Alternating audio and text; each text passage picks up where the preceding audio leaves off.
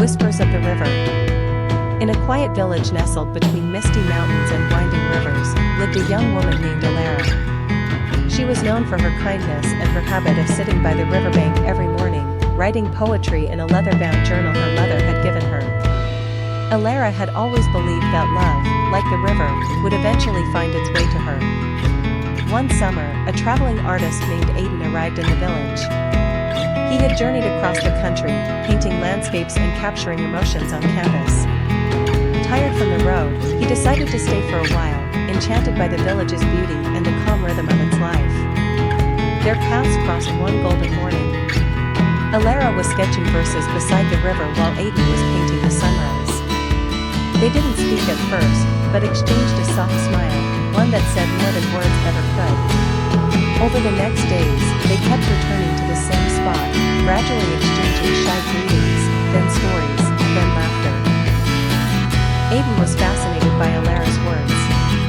Her poetry, full of longing and wonder, reminded him of the very emotions he tried to capture in his art. She, in turn, was drawn to the way Aidan saw the world, not just with his eyes, but with his heart. Their connection deepened.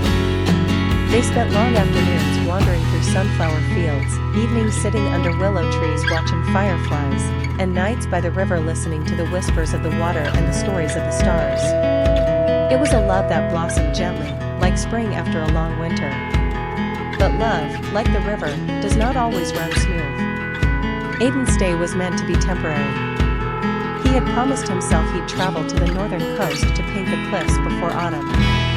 As summer waned, the unspoken truth hovered between them: he would leave, and Alara would stay. One day, as the first leaves turned gold, Aidan told her he would be leaving in a week. Alara nodded, her heart aching. That night, she didn't sleep. Instead, she wrote. Her pen spilled every feeling she had kept hidden: hope, sorrow, and the overwhelming truth that she loved him. The next morning, she left the journal on his doorstep. Aidan read it in silence. Each word echoed through his chest like the sound of wind in a hollow cave. And when he turned the last page, he realized something: the cliffs could wait, but Alara couldn't. Not again. Not if he loved her too. He found her by the river, as always, her eyes searching the horizon.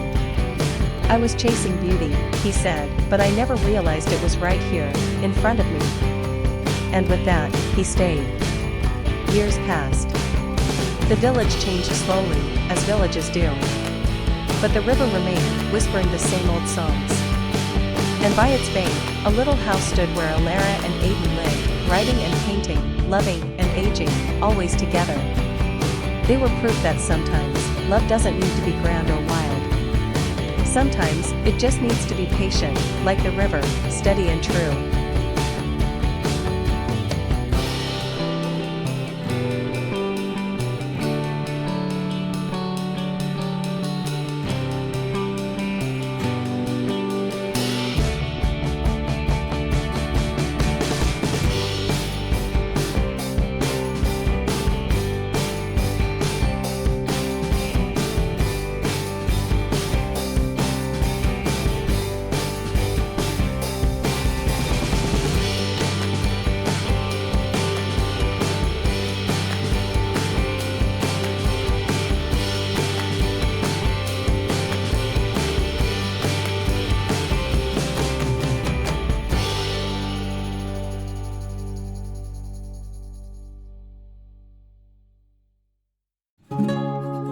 The melody of our hearts.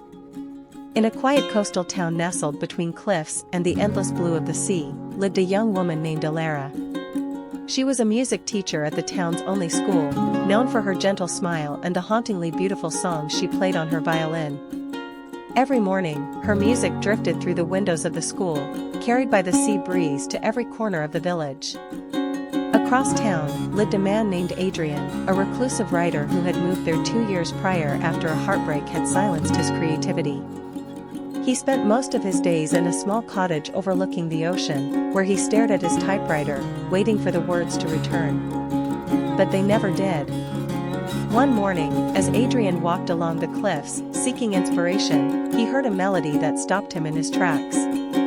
It was Alara, playing near the edge, her eyes closed, lost in the music. He stood there, mesmerized. That was the first time he felt something stir in his chest after years of numbness.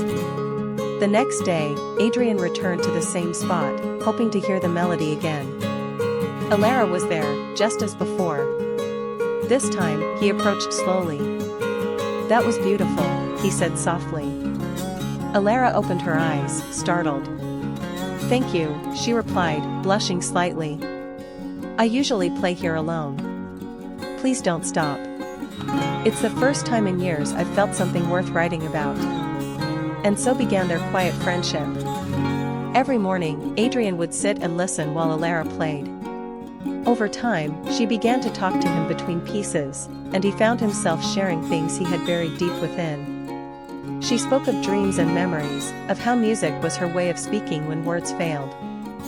He, in return, told her about his past love, the novel he never finished, and the fear that he had lost his voice forever. Weeks turned to months.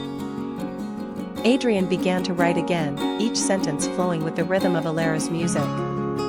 He wrote a novel about a girl who played the violin on a cliff and a writer who found healing in her song. As he wrote, he realized he wasn't just telling a story, he was falling in love. One autumn evening, as the sun dipped below the waves and painted the sky with hues of orange and crimson, Adrian handed Alara the first copy of his book.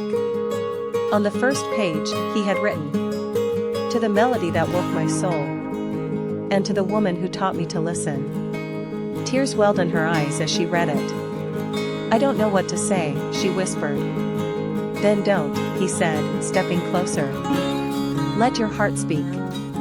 She put her violin down and leaned in, their foreheads touching as the wind carried the last note of the day across the sea. From that day on, the townsfolk would often see the two walking hand in hand along the cliffs.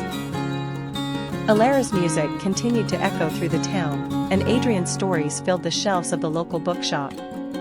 But it was the melody of their hearts, quiet, tender, and true, that told the most beautiful story of all.